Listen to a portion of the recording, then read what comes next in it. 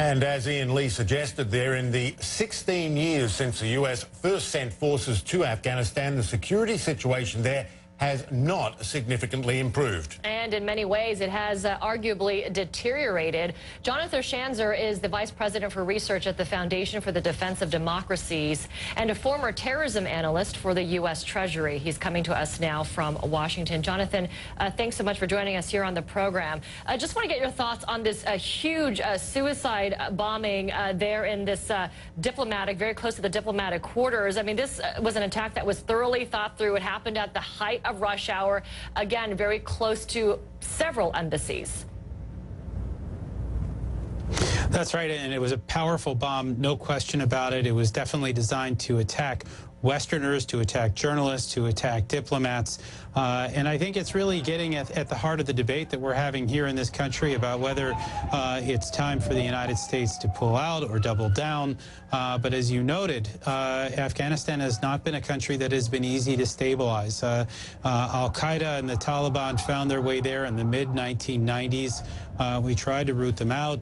There was obviously a war, an ongoing war, and a sustained effort, and we're still finding that as soon as we pull out, they find more ground to conquer, they being, of course, the Taliban, Al-Qaeda, and now we have ISIS in the mix as well. So this is a challenge that doesn't appear to be going away anytime soon. Now, nobody has been actually labelled as responsible, but it's interesting that Afghan security intelligence is saying they believe it's the Haqqani network. Now, this is an insurgent group, of course. It is linked to the Taliban. The Taliban says it was not them. How significant would it be if it is the Haqqani network? Because, of course, it then brings Pakistan into play. They have safe haven in Pakistan. That is a major problem.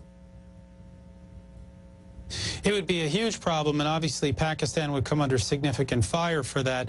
Although I have to say that it strikes me as, I don't want to say implausible, but very difficult to believe, given that the Taliban and the Haqqani network have long cooperated together. It would really mark a division that we did not see coming between these actors that are really seen as one and the same.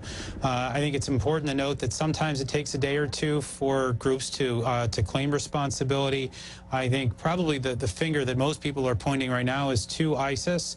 You know, we know, of course, that ISIS has been involved in attacks around the Muslim world, really sowing havoc during the month of Ramadan.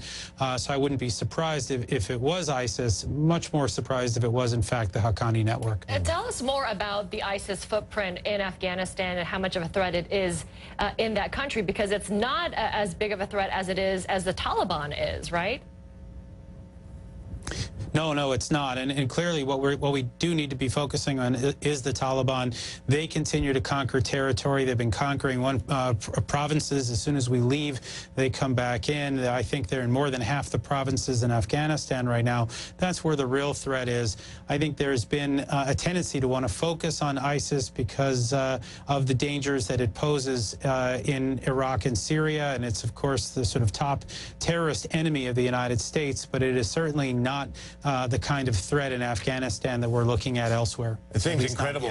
Yeah, it seems incredible that we are still talking about this 16 years on. I mean, the big picture here has got to be talks, doesn't it? I mean, the Taliban has to be seen as a negotiating partner rather than a foe to be vanquished, because nobody is vanquishing the Taliban at the moment.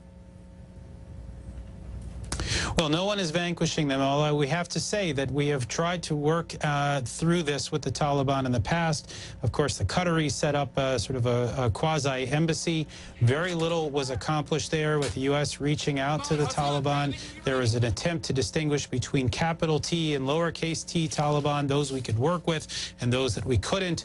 I don't see the Taliban as being interested in negotiation. Of course, it would be wonderful if we could negotiate an exit, but we have to remember that the Taliban are very much cut from the same cloth as Al-Qaeda and ISIS in terms of ideology. This is a brutal ideological Islamist organization that seeks to destabilize and ultimately conquer Afghanistan again. Yeah, and as you point out, hardly a unified group as well. There are different factions to be dealing with, and you don't know really who's talking for who. I wish we had more time. Jonathan Schanzer, Vice President for Research at the Foundation for the Defense of Democracies. Thank you so much. Thank you. Thank you. All right.